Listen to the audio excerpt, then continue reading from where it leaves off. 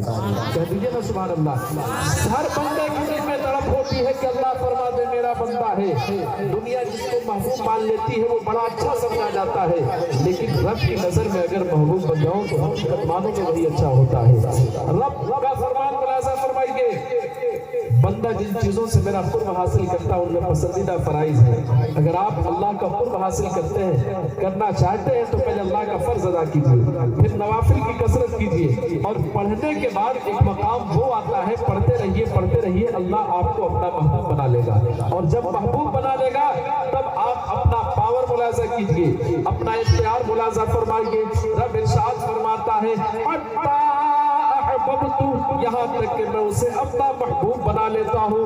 فَإِذَا أَحْبَبْتُهُ فَكُنْتُ سَمْعَهُ الَّذِي يَسْمَعُ بِهِ، جب میں اسے اپنا محبوب بنا لیتا ہوں تو میں اس کا کان ہو جاتا ہوں جس سے وہ سنتا ہے، میں اس کی آنکھ ہو جاتا ہوں جس سے وہ دیکھتا ہے، میں اس کا پاؤں ہو جاتا ہوں جس سے وہ چلتا ہے، میں اس کا ہاتھ ہو جاتا ہوں جس سے وہ پکڑتا ہے۔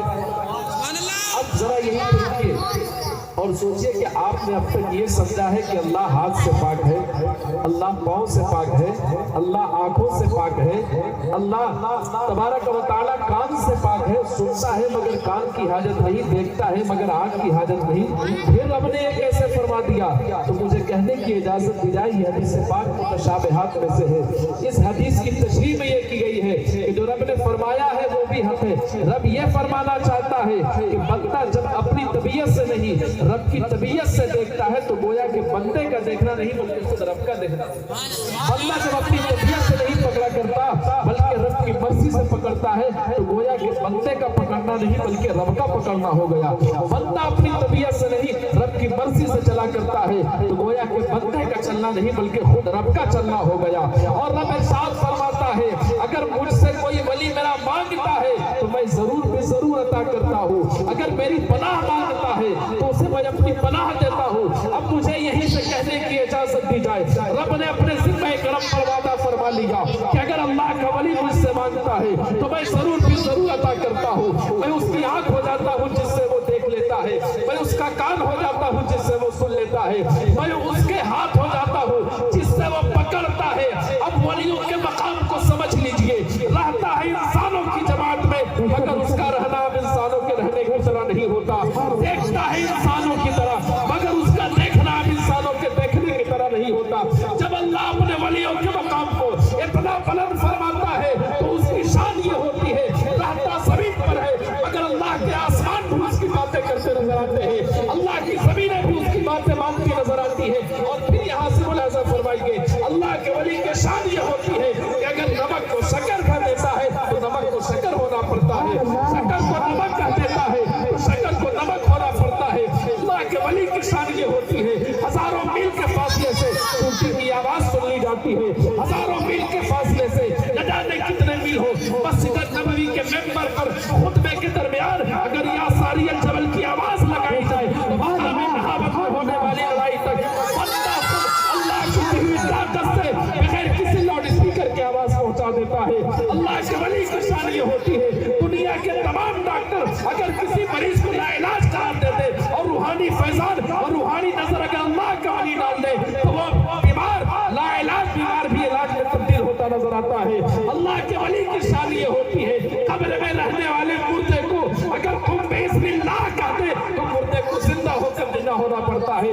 اللہ کے ولی کی شان یہ ہوتی ہے کہ 12 برس گزر گئے ہو باراتی کے، کہہ دیجئے نا سبحان اللہ، ہوئے 12 برس گزر گئے ہو، نہ بارات کا پتہ ہو، نہ باراتی کا پتہ ہو، نہ دولہا کا پتہ ہو، نہ دلہن کا پتہ ہو، نہ دولہا کی بوٹیوں کا پتہ ہو، نہ سامان کا پتہ ہو، لیکن جب اللہ کا ولی اللہ کی بارگاہ میں دست دعا بلند کرتا ہے تو پھر اللہ نہ نہیں بلکہ اس کی مرضی پر اس کی مشیت پر اللہ کا ولی یہ بات کہتا نظر آتا ہے، اور جب دست دعا اٹھا دیتا ہے تو 12 برس کی ڈوبی ہوئی کشتی کو بھی سمندر کی لہروں پر تیرنا پڑتا ہے۔ اللہ کے ولی کی شان یہ ہوتی ہے کہ اپنی جگہ بیٹھے بیٹھے انا ساغر کو حکم دے دے، اور صرف انا ساغر نہیں بلکہ پورے اجمیر معلیٰ کا پانی ایک کاسے میں نظر آ جائے۔ اللہ کے ولی کی شان یہ ہوتی ہے جہاں دنیا کی طاقتیں سوچ نہیں سکتی وہاں اللہ کا ولی سیکنڈوں میں اپنی سوچ پہنچا دیتا ہے۔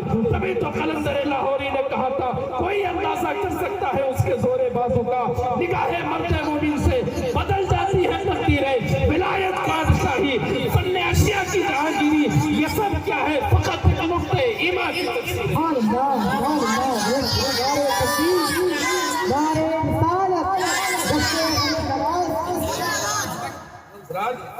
अल्लाह के वली की शान ये होती है कि जब किसी को कोई हुक्म दे दे तो हुक्म मानता नजर आता है। हमने करामतें सुनी हैं और सुनते हैं, लेकिन जरूरत इस बात की है कि हम ये जायजा लेने की कोशिश करें कि आखिर हमारे दरमियान रहने वाला इंसान इतना बाकमाल कैसे हो गया, कैसे अल्लाह ने उन्हें ये इख्तियारात दे दिए, जो कहते सो हो जाए, जो करते सो हो जाए। इसलिए जरूरत इस बात की है। आज ख्वाजा हिंदल वली की करामतों को पढ़ने के बाद, औलिया किराम की अज़मतों को सुनने के बाद, आज अब भी कुछ लोग ये कहते नजर आते हैं कि हुसैन आजम करबला में मजबूर थे, हुसैन आजम करबला में मजबूर थे।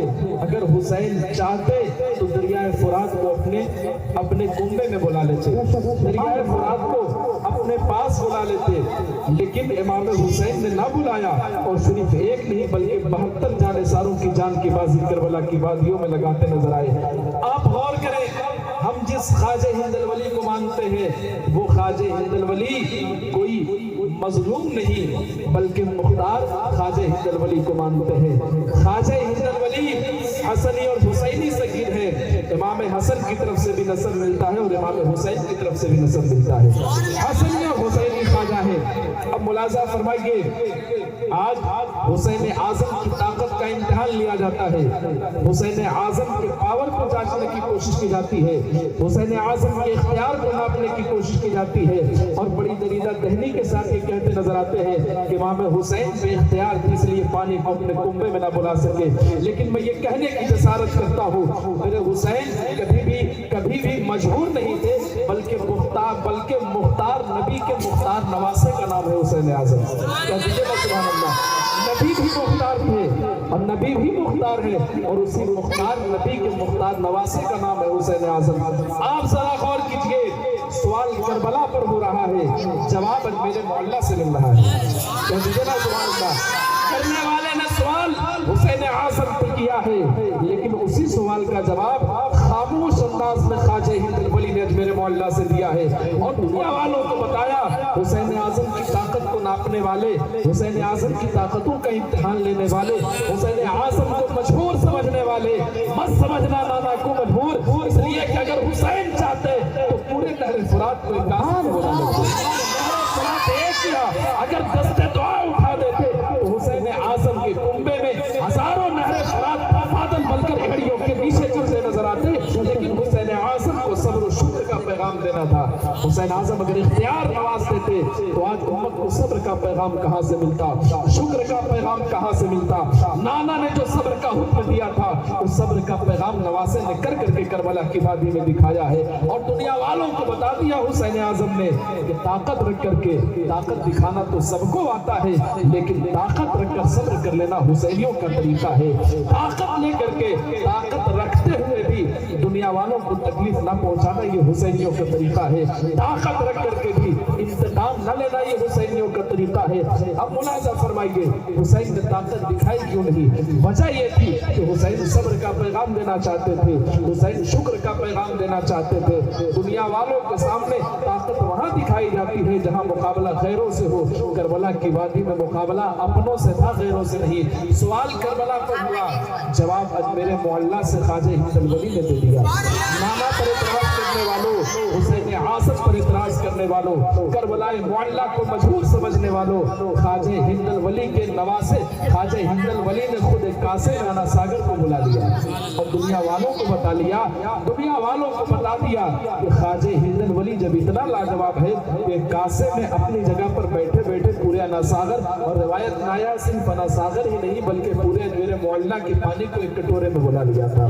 जब ख्वाजा हिंदल वली इतना लाजवाब है तो ख्वाजा हिंदल वली के नाना हुसैन आजम कितने लाजवाब होंगे। हर प्रोडक्ट अपनी फैक्ट्री से पहचानी जाती है, हर नवासा अपने नाने से पहचाना जाता है, हर पोता अपने दादा से पहचाना जाता है।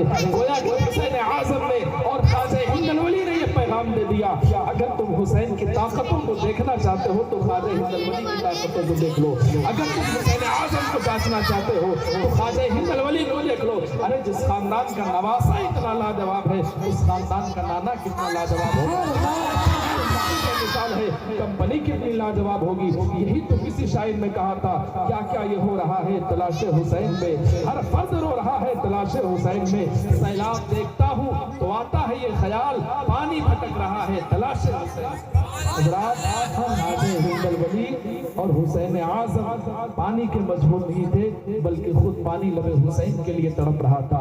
یہ تو خواجہ ہند الولی نے جو سوال کربلا پر ہوا تھا میرے معلّہ سے غیروں کا مقابلہ کر کے اپنے اختیار کو دکھا دیا اور دنیا والوں کو بتا دیا کہ حسینی کبھی کمزور نہیں ہوتا ہے۔ حضرات اللہ تبارک و تعالیٰ نے ارشاد فرمایا ان اولیاء للمتقون، اللہ کے اولیاء متقی ہوتے ہیں، تقوی شعار ہی ہوتے ہیں۔ ضرورت اس بات کی ہے کہ ہم اللہ کے ولیوں کو حقیقت معنوں میں سمجھنے کی کوشش کریں۔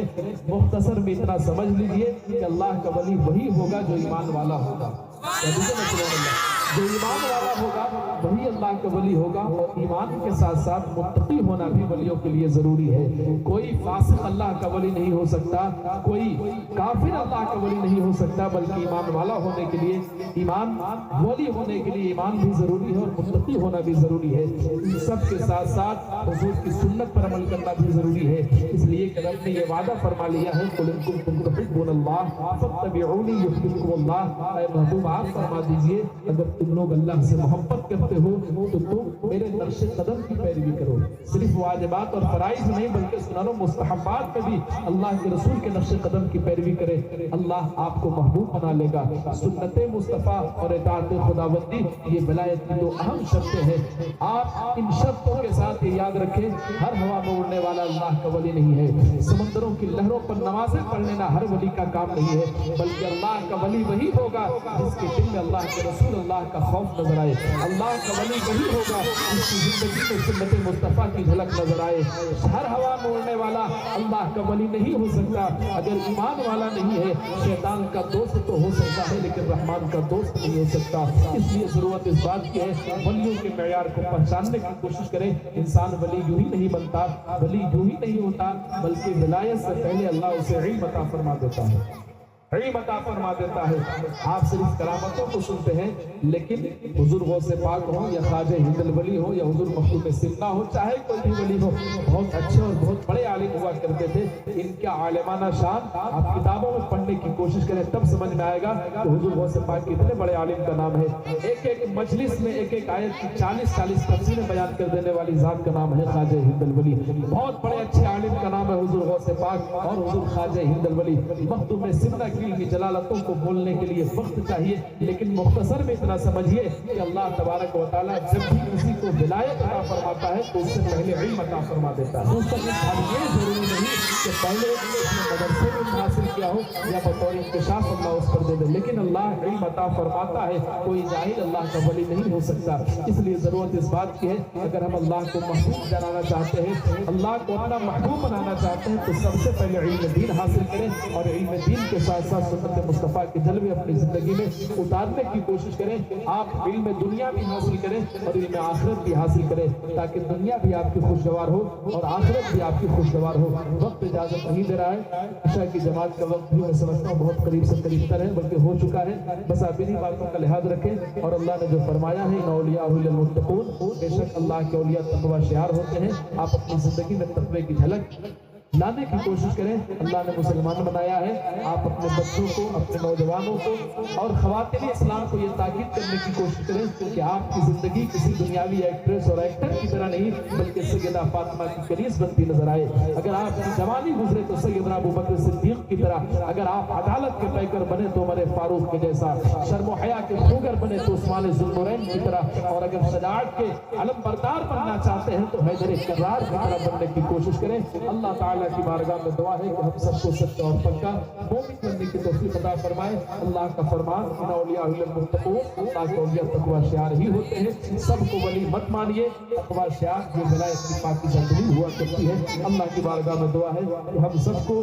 ایمان پر قائم رہنے کی توفیق عطا فرمائے۔ ڈاکٹر اقبال نے کہا تھا ہر لحظہ ہے مومن کی نئی شان نئی آن، گفتار میں کردار میں اللہ کی برہان، یہ راز کسی کو نہیں معلوم کہ مومن قاری نظر آ